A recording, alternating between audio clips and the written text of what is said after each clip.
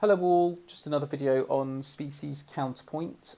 Today we're going to be focusing on fourth species. So let's just jump right in. Right, this is what fourth species counterpoint looks like, and it focuses on a particular kind of dissonance called a suspension. So in a suspension, we start off with a consonance. And then that consonant note in the top part, in this case, is held over and forms a dissonance over in the next bar when the bass note changes. So here we've got a third, that's a consonance. It's held over the bar line and when the bass note changes, that becomes a fourth, that's now a dissonance. And then it resolves down by step to become a third, to become a consonance. And that carries on. So we've got a consonance here, that carries over the bar line, becomes a fourth, which is a dissonance, and then that resolves down by step to create another consonance. That consonance is held over the bar line to become a dissonance again. It becomes a fourth when the bass note changes, and then we go down by step to a consonance, and then finally we resolve to C. So I'll just play that example through, so we've got an idea of what it sounds like. That's really the thing that fourth species counterpoint is all about. It's all about forming these chains of suspensions within an exercise.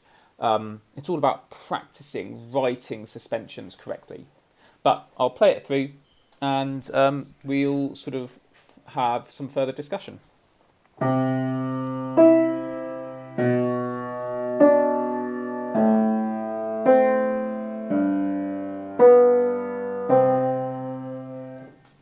Okay, so that's what a fourth species exercise might sound like, or at least a portion of a fourth species exercise. So let's just have a look at a suspension in a different kind of context. This is how it would look like kind of outside of species counterpoint with chords, with sort of a fleshed out harmony. So here we've got our three steps to the suspension. Here's our consonants, which is then held over the bar line when the chord changes. When that chord changes, this note becomes a dissonance, and then it falls by step to a consonance. This F is consonant because it forms an octave with the bass notes, and also it is within the chord beneath it. This F, when it's held over, becomes dissonant because it forms a fourth with the bass note. And it is not within the chord beneath it.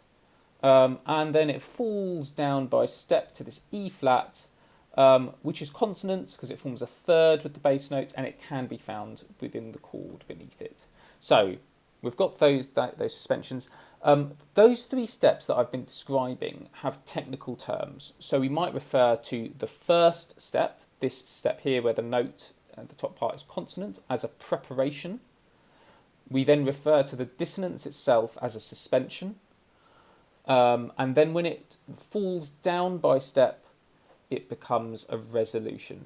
So preparation, suspension, resolution. Those are the three stages to a suspension. So let's just have another look. Let's see what this might look like in an exercise, in a full exercise. So as I said before, fourth species counterpoint is all about chaining these suspensions together. One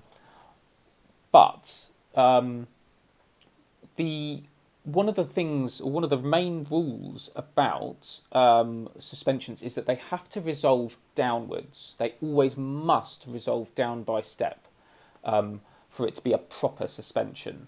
And so, of course, this is going to create a problem. If we can't keep chaining suspensions together, because obviously we'll just end up with this sort of like constantly descending line. At some point we're going to run out of space, or it's just not going to work. So in practice, when this happens, what we do is we intersperse a bar of second species counterpoint, where we've just got those two minims in the bar, and we then keep writing second species until we can find an opportunity to use another suspension.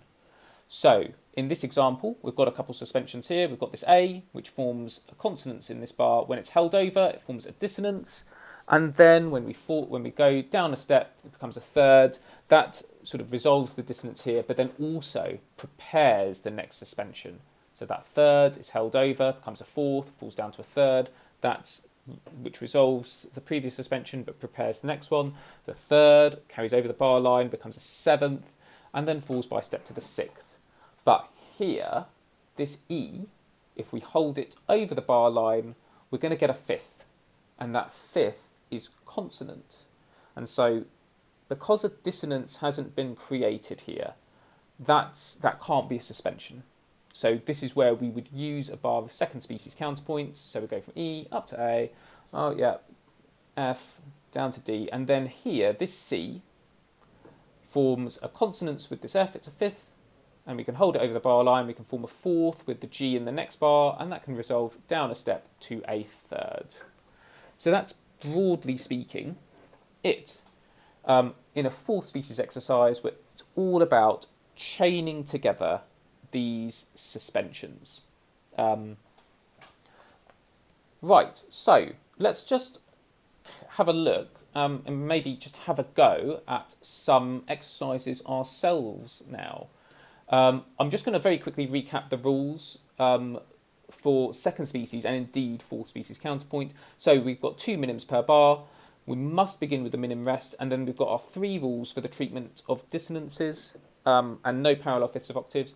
The only thing is that now suspensions can be used, and in fact, in fourth species counterpoint, they are encouraged. So that suspension should form, or suspension should form the main part of your exercise. Right, okay, so let's have a look at 2 exercises now.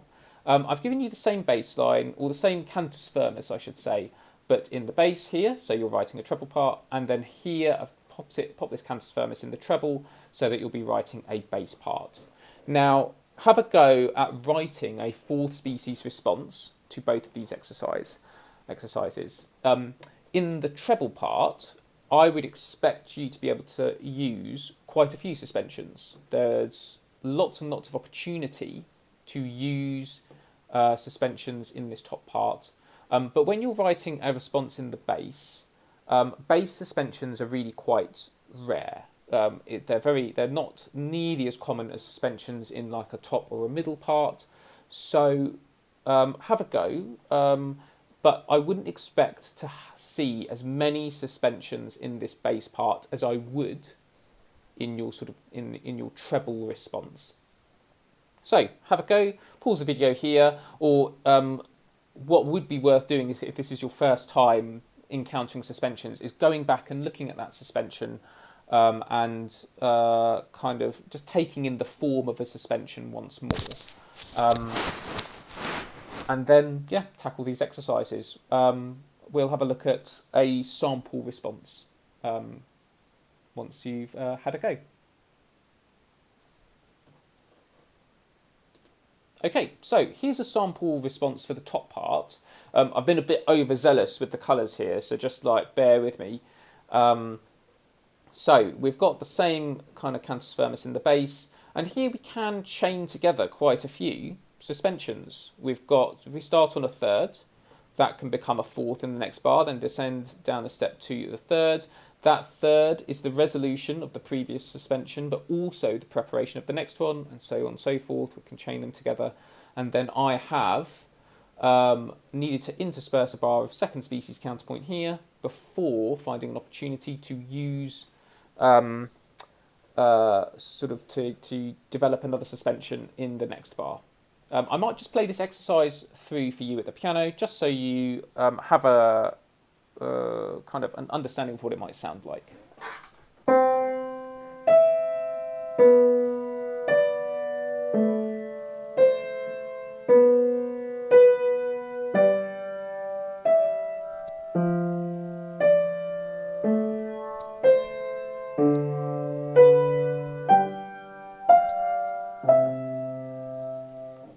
So there you go. Again, not the most exciting piece of music in the world, but again, a perfectly fine response to this exercise, and there are plenty of suspensions in there to give you that opportunity to practice writing them and practice the form of a suspension. Here's a response to the bass part, and here there are far fewer suspensions. In fact, there's only two. There's one suspension here. We've got this E, which forms a fifth with the B above.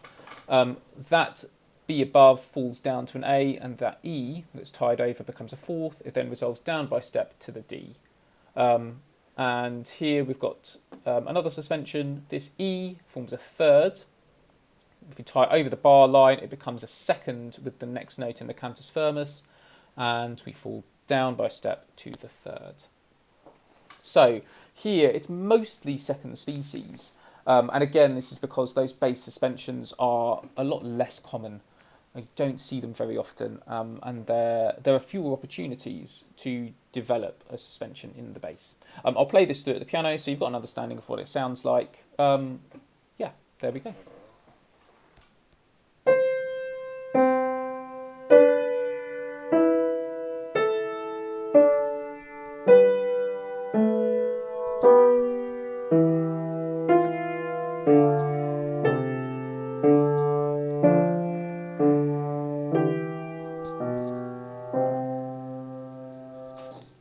Okay, there you have it. Again, not the most exciting piece of music in the world, but a perfectly fine exercise.